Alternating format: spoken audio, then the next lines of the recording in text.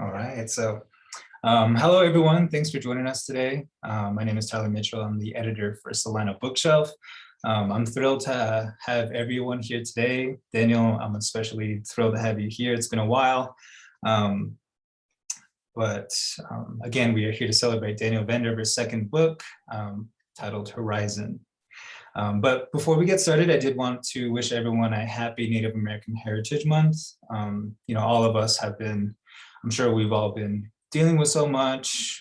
There's so much going on in our work lives, and it's good to take some time to celebrate our loved ones and our ancestors. Their strength lives through us, and it's such an honor to celebrate this moment with Danielle, with all of you. So thank you for joining us. And I do want to recognize that I am broadcasting out of Flagstaff, Arizona. Flagstaff is based at the bottom of San Francisco Peaks. San Francisco Peaks are sacred to Diné culture. We refer to it as the Gold Sleet.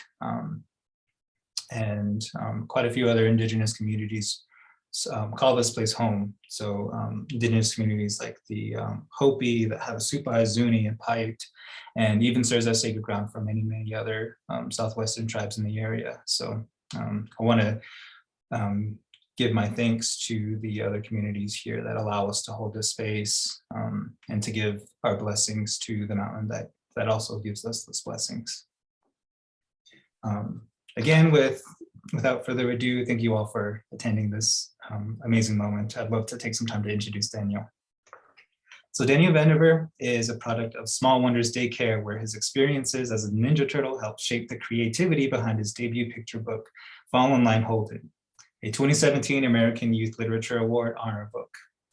Vandever is the owner of South of Sunrise Creative, a strategic communications firm that helps advance education initiatives through community-based strategies. So Herizon is Vandever's second book and the first one published by South of Sunrise Creative.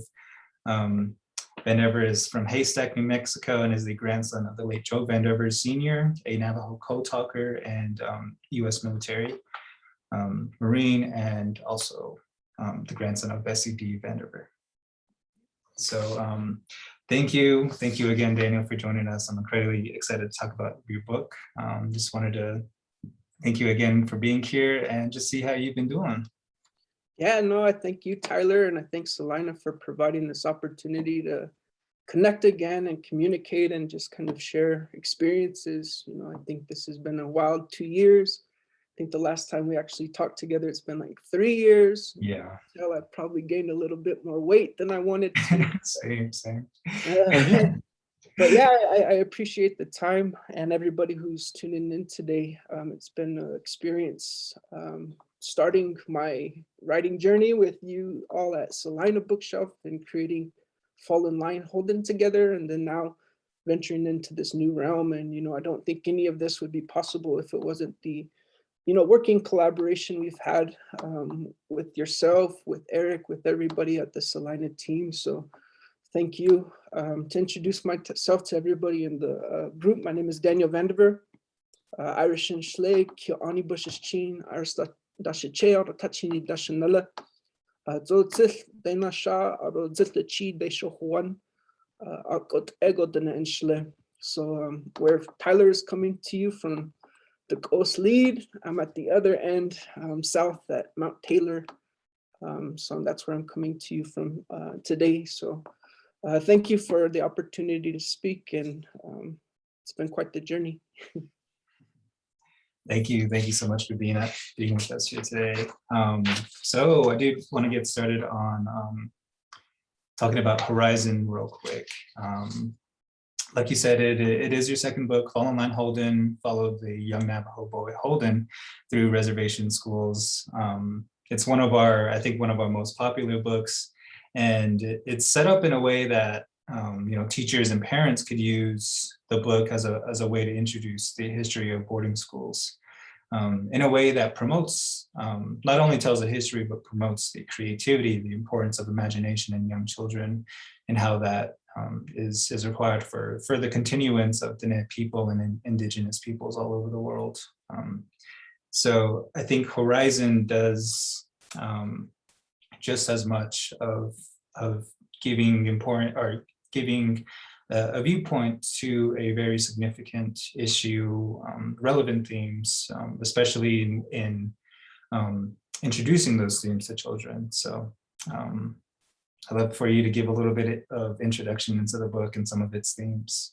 Yeah. Well, for sure. Fall in Line Holden actually started as inspiration for my nephew, Holden. That's where the name comes from. And I think as a result of that, I started having my other nieces and nephews saying, hey, where's my book?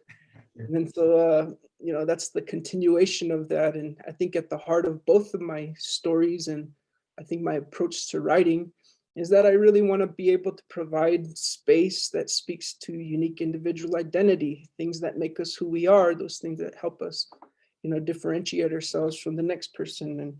And that's, been taken away from us systematically, but I think over time, just in our own, life ways and what we became kind of used to in life. And so I think I wanted to, have and provide space and opportunities where families could read and talk about the value of your own voice and your own identity and appreciate and value who you are.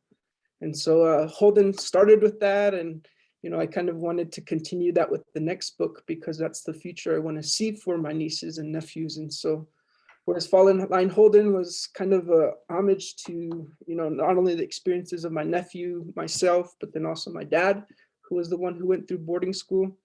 I wanted Herizon to kind of serve that same purpose. And so I ended up going the route of self-publishing it and continuing that, theme of, valuing who you are, using your imagination to empower yourself.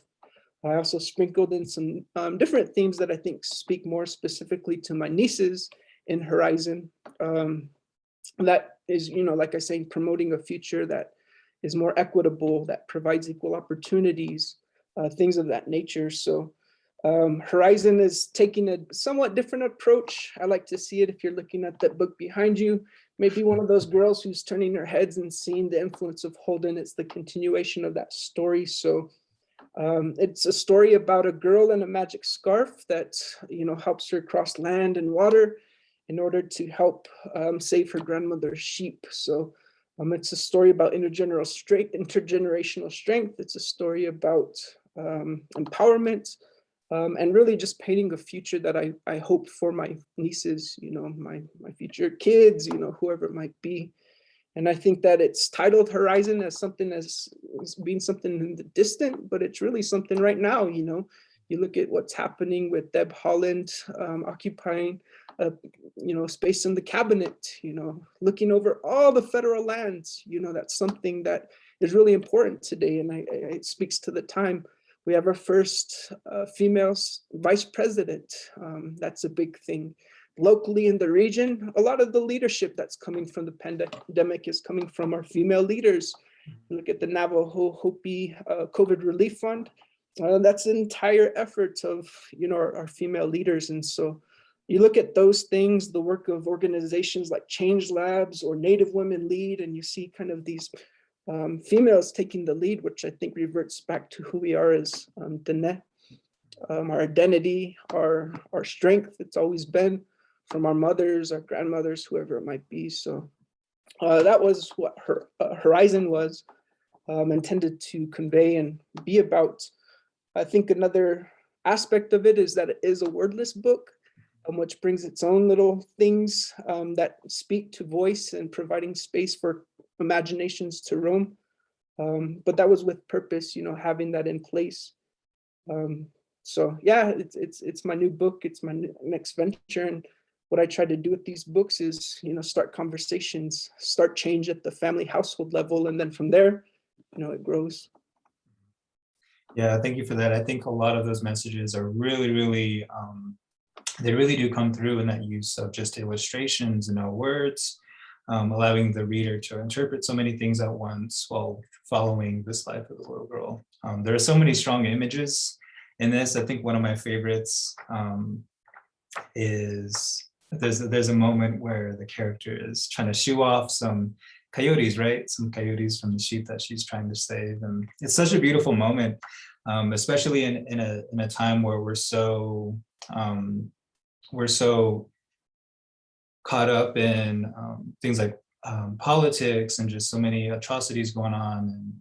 And, you know, it's hard to just be able to relax and live and to be able to illustrate that of this act of just living and just being Diné.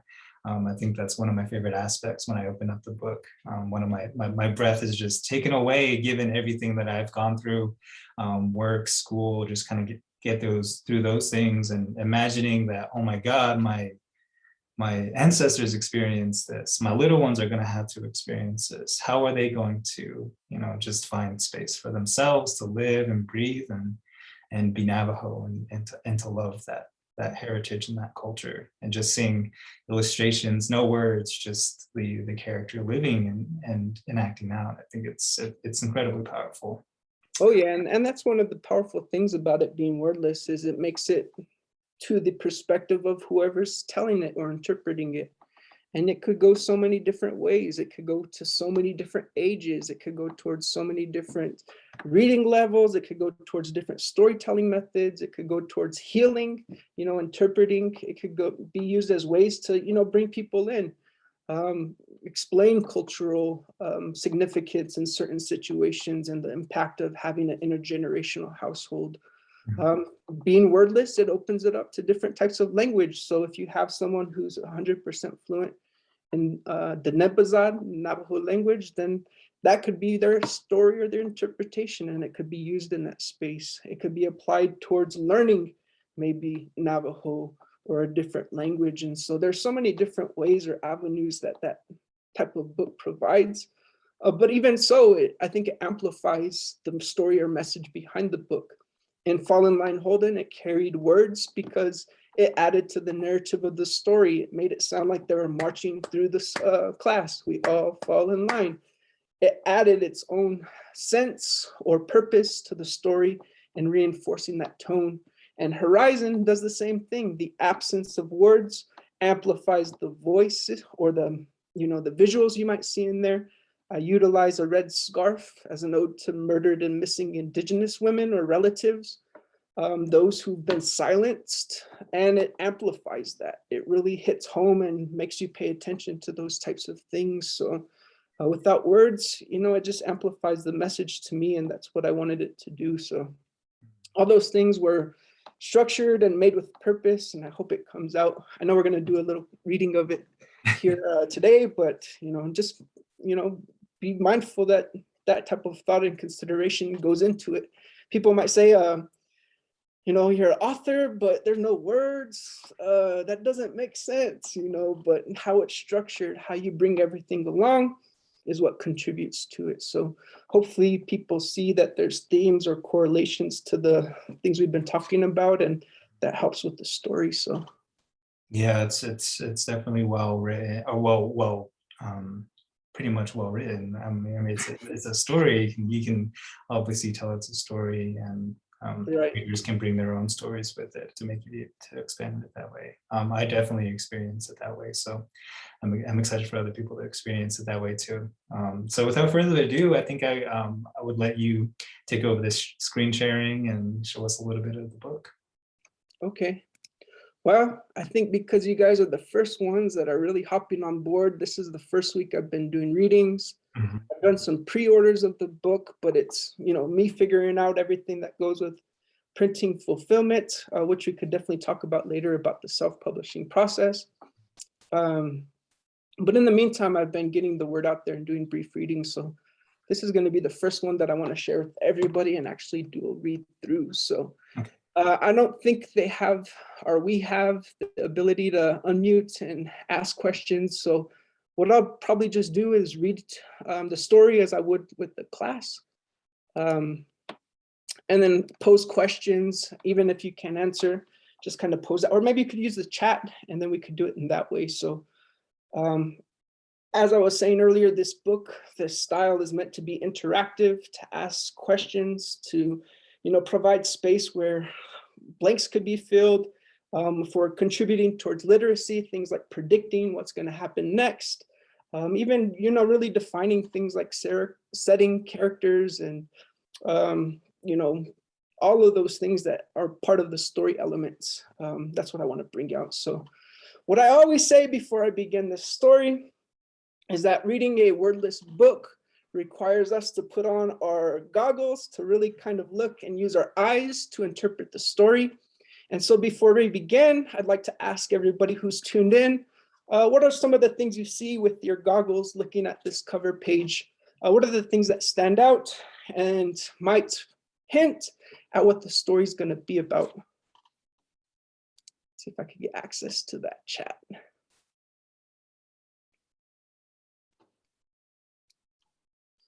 Cool, we have an individual saying you see the Sani scarf, the mesa, the sand. I'm wearing that little Sani scarf design right here today, but definitely you see that pattern. Here, making up a nice little hot air balloon. And so you might have that image or that visual in mind. What is that going to be? That hot air balloon, you know, if you know, New Mexico is a big part of the culture and identity around here. We had somebody mention the sheep. You see some nice sheep herders down here. That was me growing up. They're over here corralling up some of the sheep and are moving in some direction. And then we also see some comments about the mesa being in the distance. Perhaps somebody else did mention the distance or the future. So there might be some play on something in the distance or this horizon.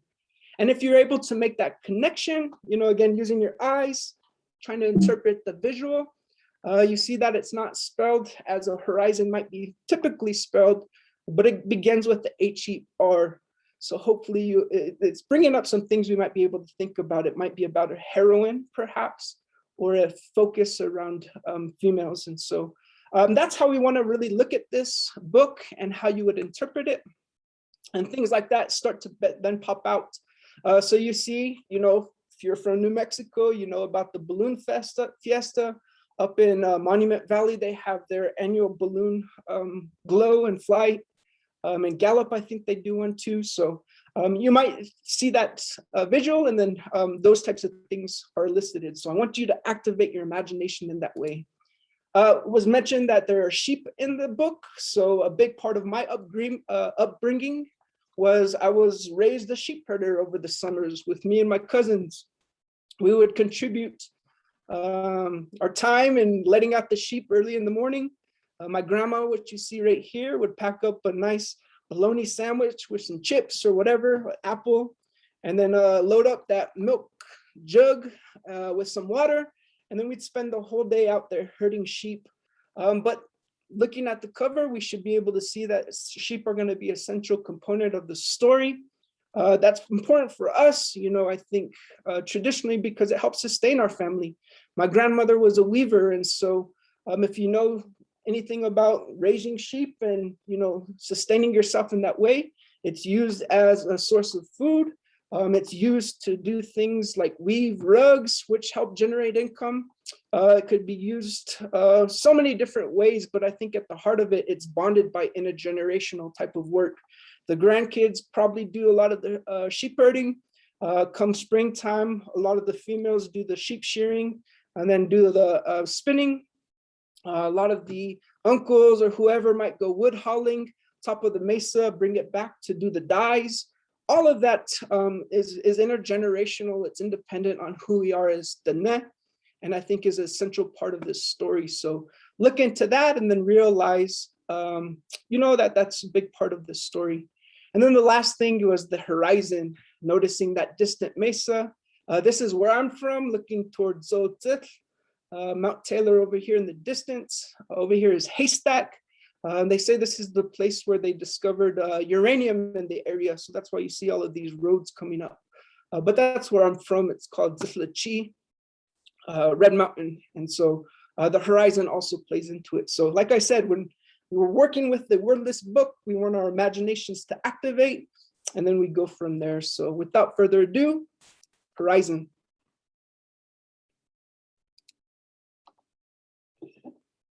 So the story begins on a scene or a setting that we see here. And if we're using our eyes, we begin to be introduced to some of the characters. Right off the bat, we might see Grandma here because we noticed the Masana scarf in the cover. and we ask, what is she doing? You know, what is that in her hands? You might look and you might say, it's binoculars. I wonder what she's looking at. What is that in the distance that she's seeing?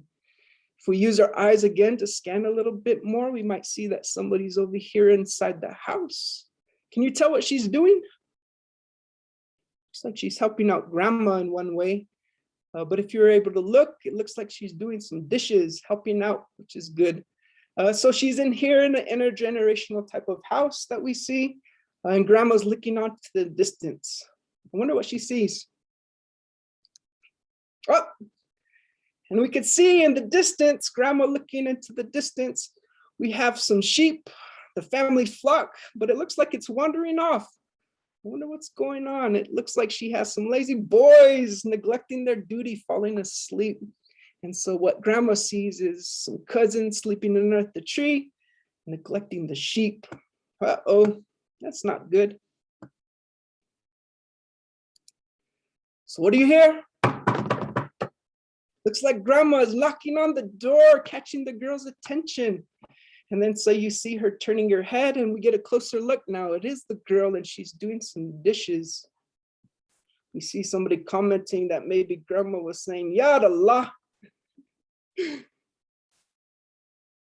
So as we flip the page, we see that the girl is now drying off her hands and she's seeing grandma. What do you think grandma's saying to her? What do you think the girl is looking at when she's looking through the binoculars? You can see that the little dish rag is at her side now. Let's see what the girl sees. Oh, she doesn't see the lazy boys this time sleeping underneath the tree. She sees danger. So we got the sheep wandering off into the distance. And then what do we got over here? Who's looking at them? Looks like they got hungry bellies, doesn't it? Looks like they see lunch. So that's what the girl sees through the binoculars. And here you see her. What does she look like? Do you think she looks happy? You think she looks excited? Looks like she's a little scared or worried, right? So looking through, she sees danger.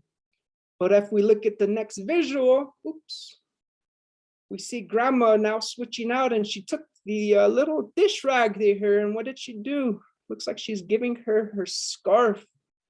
I wonder what she's asking her to do or what she's going to happen with once she gives her the scarf.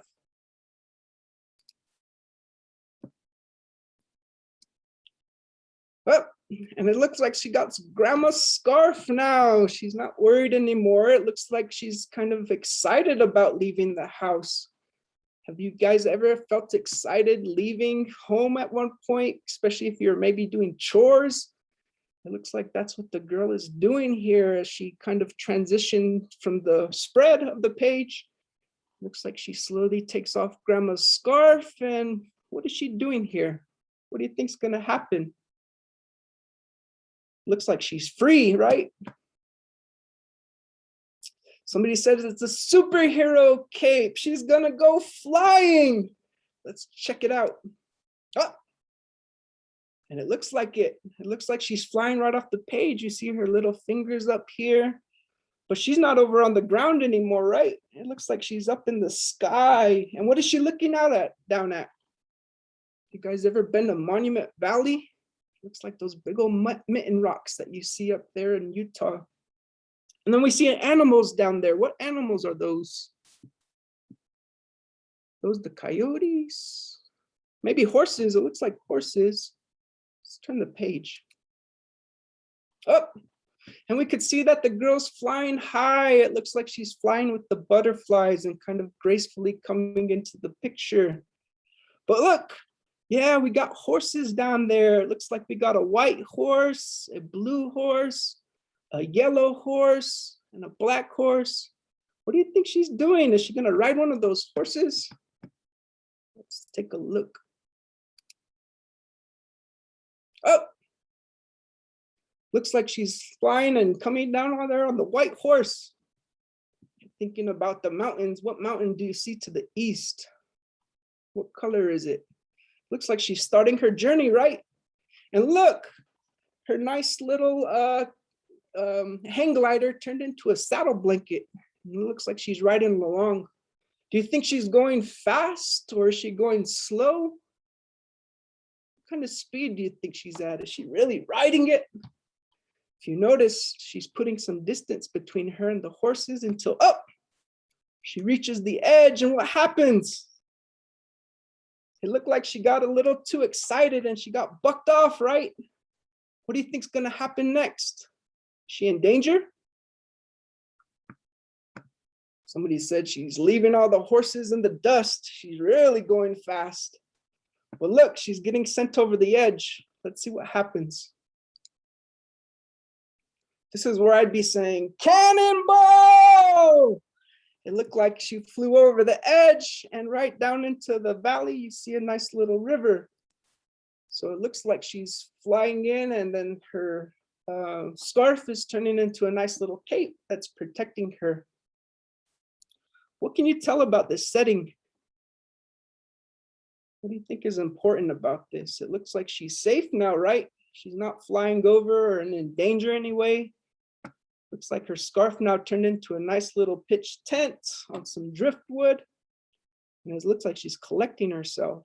So it looks like here in the water, she's revitalized. She's kind of collecting herself. But do you think she's in danger? Do you think she's out of danger?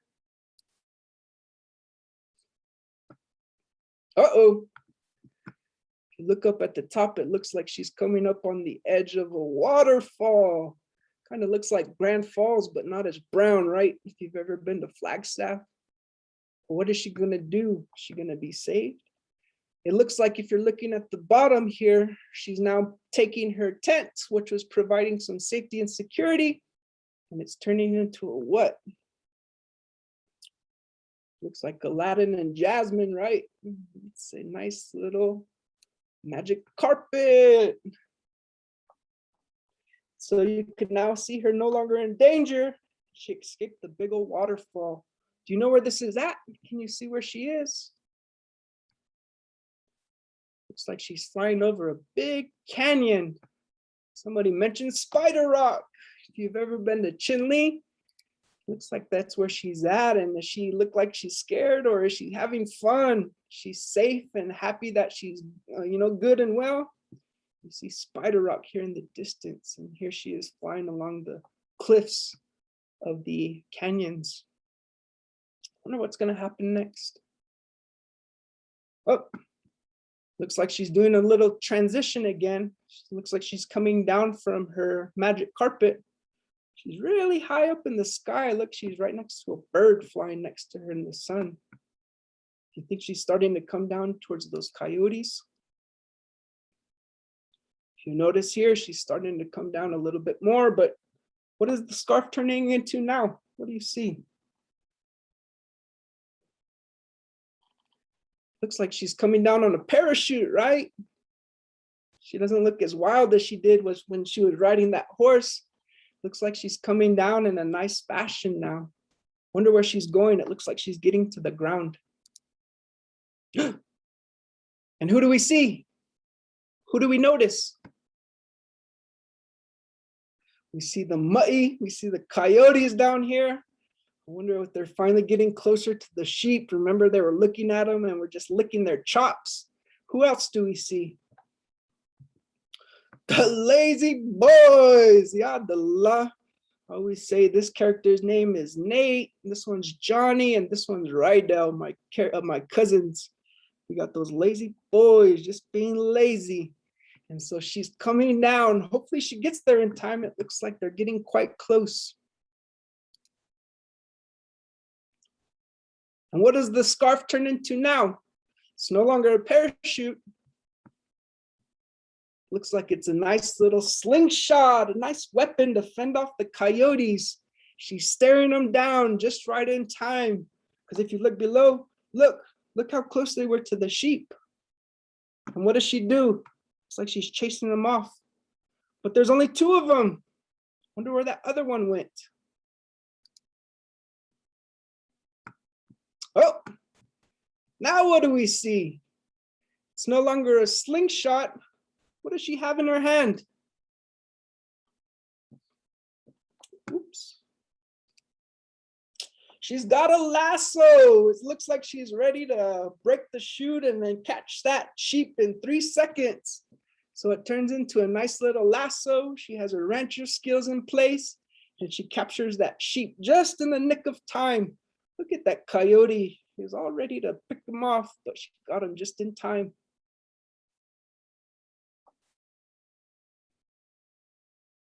And just for good measures, what does it turn into now? It's no longer a nice little lasso. She looks like Indiana Jones with a nice whip, putting the finishing touch on this coyote, sending it off into the distance. What kind of noise do you think that coyote made as it was running away? Maybe a little yip, yip. She really made it whip, huh? She really made it snap. And how do you think she feels here? You see the coyotes running off into the distance. It looked like she saved the day. It's like the coyotes are away from the sheep and the sheep are out of danger. Do you think she's still worried here? Or scared? Or concerned? Or do you think she's tough? She's kind of standing like grandma, right? She's like, get out of here. Be on your way. I'm here to save the day. And what do you think she's telling her cousins here? What do you think she's saying here to them? It's like they're all still just waking up. Like, what just happened? She's a nice little warrior. She's that Sonny in training, somebody said. And look, we're looking at the cover again. And so hopefully it makes a little bit more sense. Now that whip turned into a nice little hot air balloon. And do hot air balloons move really quick? Remember, she really had to get to the sheep in a hurry. She had to use a nice little saddle blanket riding the horse. She had to turn it into a magic carpet. But here it looks like she's taking her time. She kind of did a nice job of work. And who do we see down here into the bottom? It looks like they're finally returning the sheep home, right? So they're heading home. And it looks like the girl finally made it back and she's returning to grandma. What do you think the girl is thinking right here? What do you think she feels? Is she happy to be home? Does she feel proud of what she did? It looks like she's taking off grandma's scarf, right? She's gonna get it ready to return it, but her head's a little down. It looks like she's a little sad. It looks like she has to give back her scarf, her powers, her weapon, her protection. It looks like she's having to return home. But there's grandma, she's ready. But what does grandma do? Does she give back the dish rag? Say, go back and finish the dishes? Does she take back her scarf? What does she do? You can see here, rather than taking it back, she turns around her little granddaughter and she's tying up her hair. Look, looks like a nice tia. She's bundling up her experience. She's letting it stay with her. She's letting her keep that knowledge and growth that was giving, and she's tying it up. She's no longer that wild child who was riding the horse as hard as she could. Looks like she's growing up. And she's giving and passing that along to her granddaughter. I'm not sure if any of you guys ever had your hair tied up, but picture that moment, picture that connection. And we're left with the girl. She didn't go inside. She's not having to do dishes anymore. But what do you see? Again, put on your goggles. It looks like the cousins came back, huh? Finally chased them in. Got them into the sheep corral. I wonder what she's looking at. What do you think she's looking at into the distance?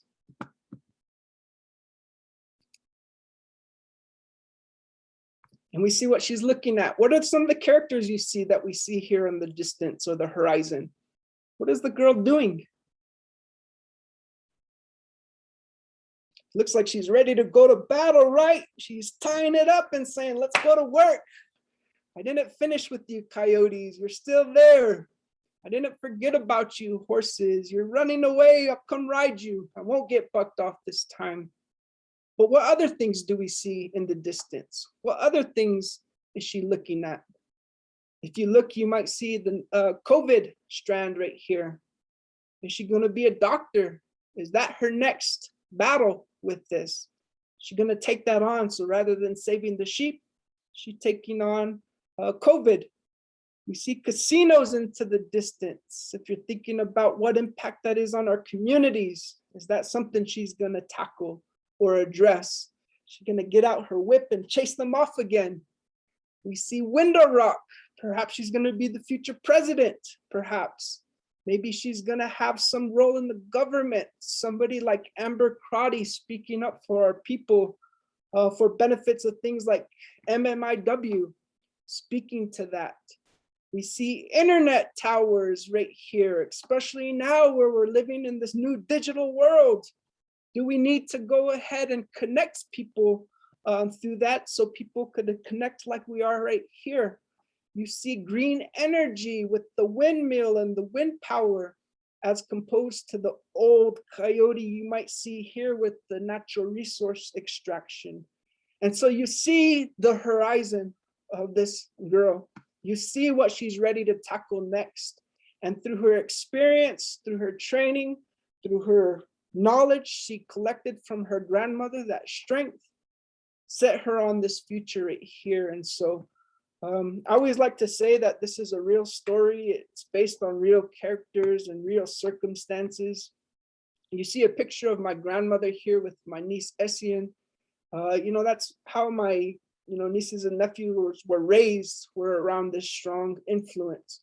Somebody who had lived with the code talker and didn't kick him to the curb, stayed by him through the good and the bad, all the problems he brought back with war, and supporting him, that strength, the power and weaving rugs that tell our family's history came from her, and it was embedded into my niece. And so you saw the value of those types of things, the power of the CA, or having the Sani scarf here serve as a cape or a source of protection. And my book, spoke to actual places that you could visit, because I think as much as is rooted in our identity, as Diné, I think it's in the land too. And that's why we have to take care of it. You saw places like Monument Valley, Grand Falls, Little Colorado River, where she had a raft and was able to rejuvenate, Canyon de Chelly, home of Spider Woman. You saw why she was revitalized when she got there. And so I think the time is now with these books. And so I appreciate, Salina and Tyler and everyone for joining us here today, because I talk about this as being something in the distance, something that could be achieved, but it's what's happening right now. As I was mentioning earlier, we have a Native female on the president's cabinet being the steward of our land. And when she was sworn in, what was she using as protection? You look at her mask and that Sani scarf was there. You look at organizations like Native Women Lead, which you can see the fashion in this founder right here. Both these ladies inspired me in so many different ways. This is Vanessa Roanhorse and AJ. They've been instrumental in how I view and want to serve my community. So we have that, support at the very base level. This is AJ Glashi. This year we've had the first female vice president nominated with Kamala Harris. This is the time for the story. The time is now. There's no more being pushed to the back of the line. We've had the first female Indigenous Caldecott winner. So if you've read We Are Water Protectors, that was a big achievement, and that was written by Carol Lindstrom. But that's the time, that's what it is. And this is the future I want to provide and advocate for my nieces and, for those who come after us. I want this to serve as the inspiration for, our future leaders. And so things like speaking about MMIW, speaking about wage gap, inequalities, those things have to change. And I think it starts with this. So with this book, I wanted to provide that space in order for those conversations to happen, for that type of work to happen. So that was my reading right there. Thank you for tuning in and sharing it with me. I think it's always best when we collaborate and piece it together. So thank you to everyone who commented and shared that. Woo! What a great reading. That was so great. Thank you so much for walking us through that. Like, one thing I really noticed is how ingrained like the native land and the like Monument Valley and Spider Rock and Winter Rock, Grand Falls, those things being like the backdrop. In Native American literature, we talk a lot about characters being like for Native individuals to see themselves. It's such a big deal, especially in children's literature. But one thing to see the Navajo landscapes, these famous landscapes, also be pictured alongside them. That's one thing that really stuck out to me as kind of just saying, you're beautiful to see yourself in these books, you're worth it, but also our land is so important as well. And to make that connection to not only that native characters for little children to see, they also see the land and the possibilities that they can do while still on the reservation. Not only going to college and out in the world to accomplish so many great feats, there's so much that we can do at home too, and that's also important. And so thank you for that wonderful reading. Like you said, it's so important that these women leaders have been emerging so for so long, and for the Navajo people being a matrilineal society, that makes sense. And you mentioned wonderful books like We Are Water Protectors Here, such a great book.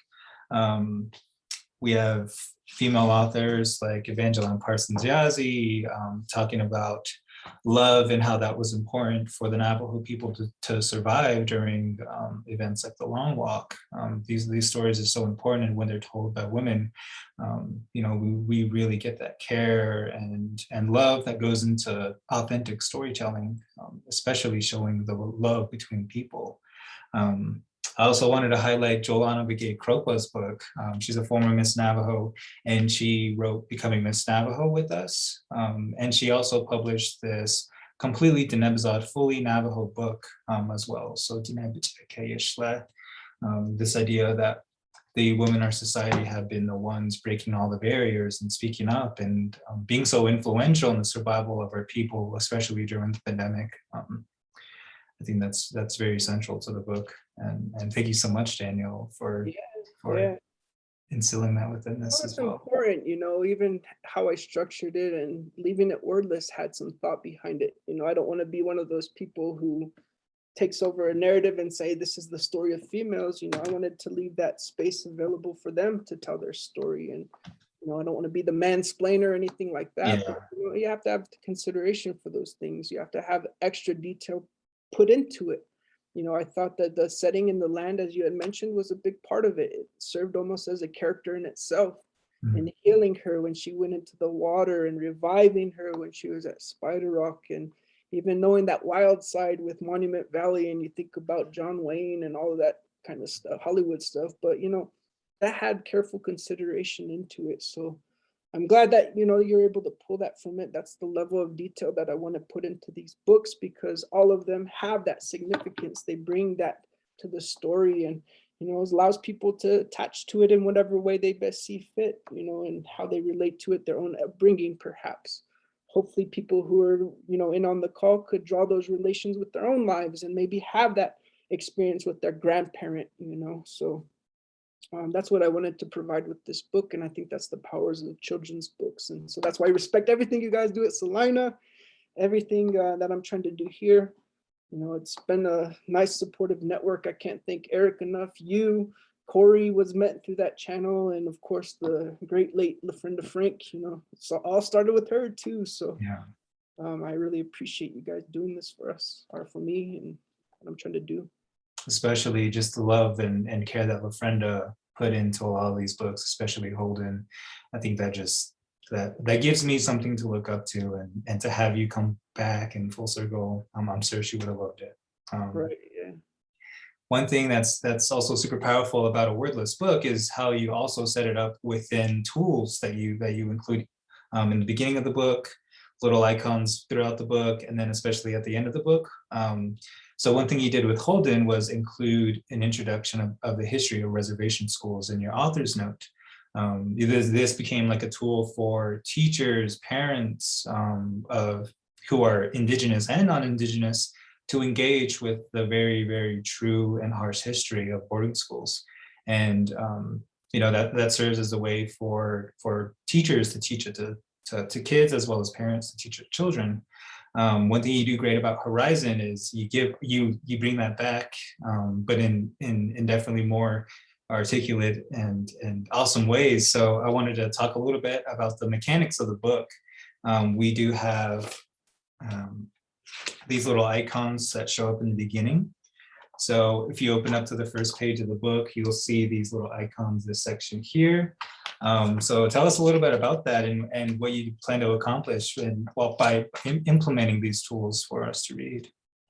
Yeah, sure. I'm going to share this again because I know I just read the story, but if you get the actual book, you see that there were different techniques put into the book for the purpose of to help guide it. I know that there's some people who might question, what do you do with the wordless book? They might not get it. How do you ask questions or even engage a child with it? If you notice, I had a lot of that type of prompts to help lead people and then ask questions and do things like predicting.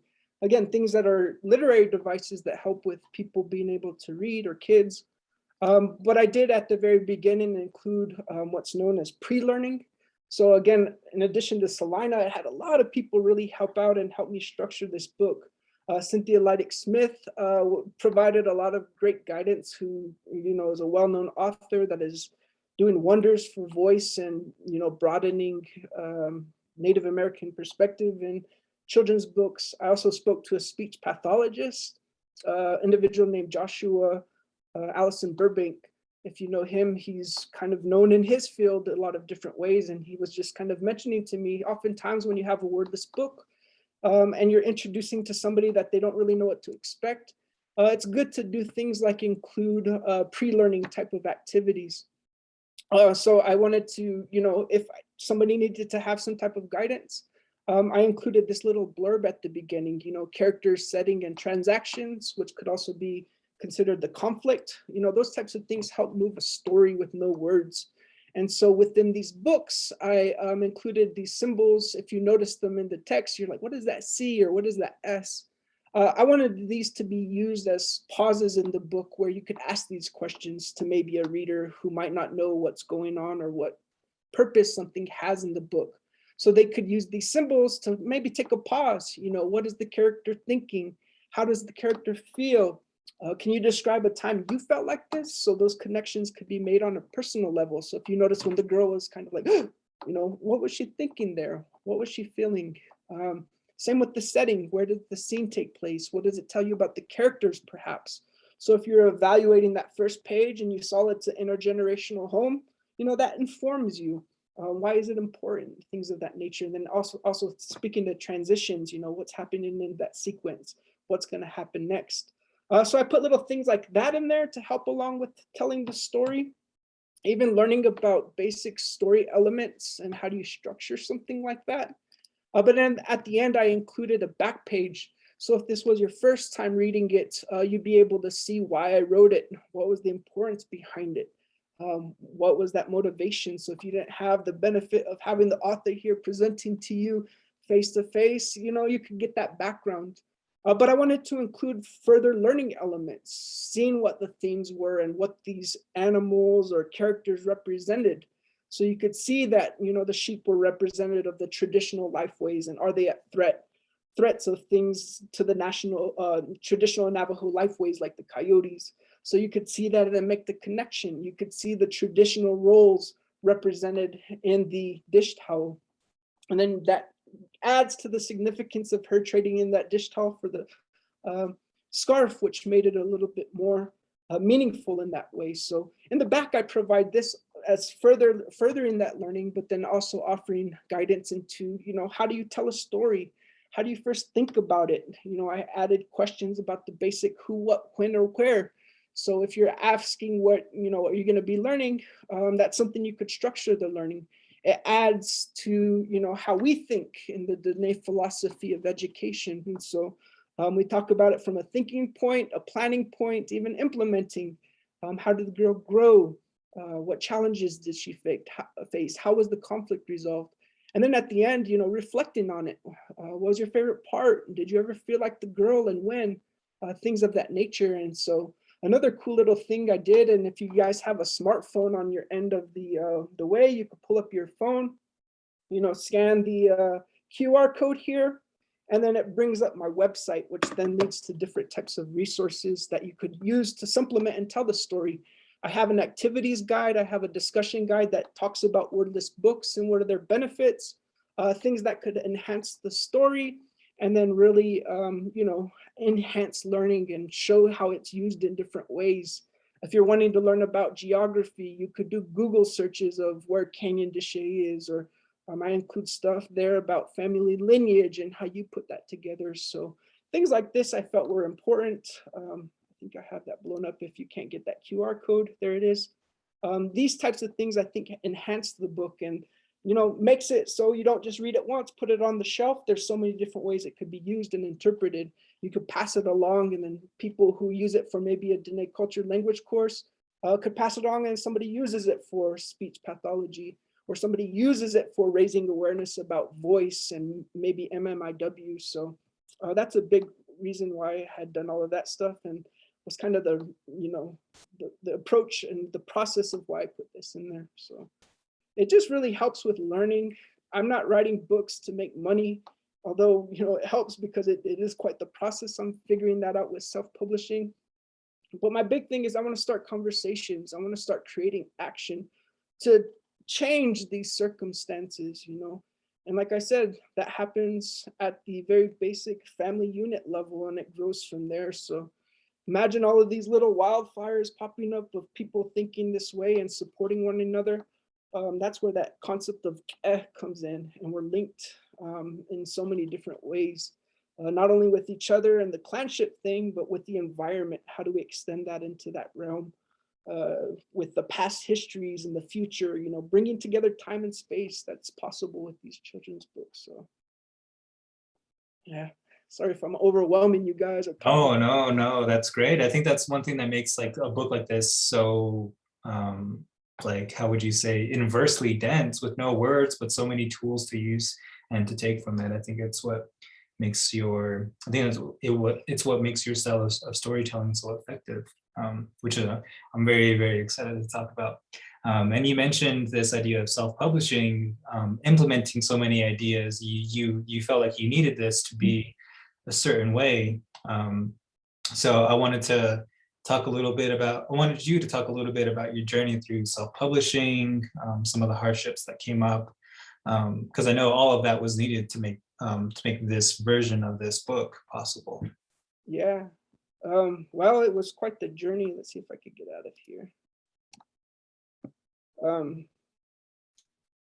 It started just kind of like, man, in the first one, I was kind of lucky to be the author illustrator and working collaboratively with you all and Corey. And then, I have a background in design, and I was just kind of at a weird point in my life. I was stepping away from my full-time job at a university, and I was like, man, I don't want to do that anymore because it was a whole thing. But, maybe I could print my own book, and, I have background in design. I'm going to need a way to pay the bills and, support myself. But then also, like you said, I wanted to maintain full control over my narrative. Not have to compromise putting words in there, because if you're pushing profit and you want to be able to sell to a family out in middle Missouri, whatever, they're not going to relate to this. So you got to have words in there. It's like, no, that takes away with what I wrote it for. I'm coming from a community-based perspective and creating change at that level. And so those types of things I didn't want to compromise. So I went my own way. I fell out of line. If you talk about Holden and doing things differently, I took that approach. And so it was quite the, experience. I think some things came easier to me than others, doing layout, doing the design. I worked with Corey with images, but then, how do you lay that out and then make the story? especially because how I worked with him is I paid for him to do the illustrations and I didn't pay him to do the whole book. So I had to do some Photoshop and move some things around myself. But it all started with that. Where I kind of started to slip up was when it came to, all right, now that you have a book, how do you do the distribution? How are you doing the printing? And so you got to think about those things. So if you get to that QR code or go to my website, I do have some self-publishing resources, some things to be considerate of. I throw in some prices.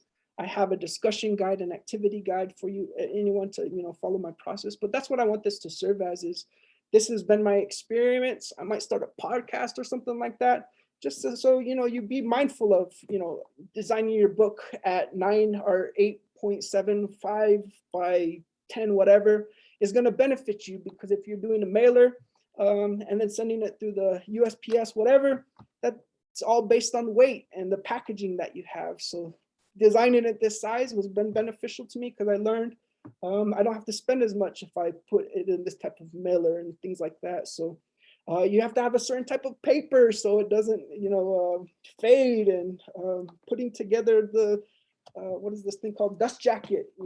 People want and expect this if they're going to get a book. It's going to cost them extra money, but all of that stuff went into publishing. That I know I've contacted Salina and Eric, and he's been more than willing to say, yeah, you need to think about this, or that's a good thing. And for real, I couldn't have done this without you guys, and it's all been based on this collaboration and experience. So I'm going to be hosting different types of workshops, sharing information through podcasts, anything that I could use to have people follow in my footsteps, or even work with individuals like Salina, because if you don't want to deal with all those headaches, I've gone crazy. Look how wild, and it's been the journey. So if you don't want to go through all of that, for sure there's different outlets. But I wanted this to serve as an example, because in the age of voice, where everyone's talking about we need to have our voice, we need to maintain authenticity, what more authentic than you doing it yourself and putting it out there? So yeah, it's been quite the journey, but thankfully to individuals like you, Eric,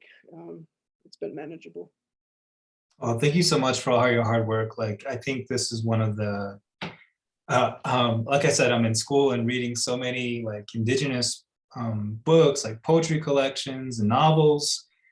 When something like this, a children's book, is, it's literally blowing me away. All of your hard work, all your passion for this. Like I said, before the presentation began, I came on to Salina when Holden was coming on. And so this journey of seeing how much hard work you put in, and your thoughts and your passion and creativity, that's only fueled me, that's only motivated me every step of the way as well. And I'm sure the book is going to be a way for you to share that motivation and passion and creativity, and this need for imagination, this need for our community to come up and stand up for each other. I think that's definitely inherent in the book. So thank you so much, Danielle, for this presentation. I'm not sure if we have enough time. It looks like a few folks are they have other so many readings to attend to that it's so crazy. So thank you all for attending this webinar with us today. Thank you, Danielle, for creating this incredible book. Well, I wanted this to be an opportunity to help it get it off the ground, and as well as give you some space to, practice this presentation. It's important the way you convey your message, the way you put yourself out there as an author and artist, as a Diné. And so I'm super happy for you to be here. I'm super grateful. So thank you so much. And thank you so much for everyone attending again. Have a happy Native American Heritage Month. Have a great evening. Again, you can get Danielle's book at southofsunrisecreative.com. If you wanted to check out any of Salina, Holden is at Salina, but you can also get Holden at southofsunrisecreative.com. Check out both of our websites. You can go to salinabookshelf.com, learn anything more about some events that are coming up. I definitely want to have this put up in some form of like email or YouTube or even on our page. I think this is a wonderful reading. So thank you so much, Danielle. I want to archive this so much. Yeah, spread the word, share it with whoever. I think it's a necessary book that has to go out there. If you need a reading, I do all my readings for any school in the Navajo Nation for free. I do charge for other types of places, but I want this to be that tool. I want this to be that agent of change. And so again, thank you for your time. Reach out to me. I'm on Facebook, Instagram, Twitter, whatever. But let's work together in creating this change. I appreciate it. Yeah. All right. Thank you so much, Daniel. Thank you for everyone in attendance. Have a very good evening and have a happy Native American Heritage Month.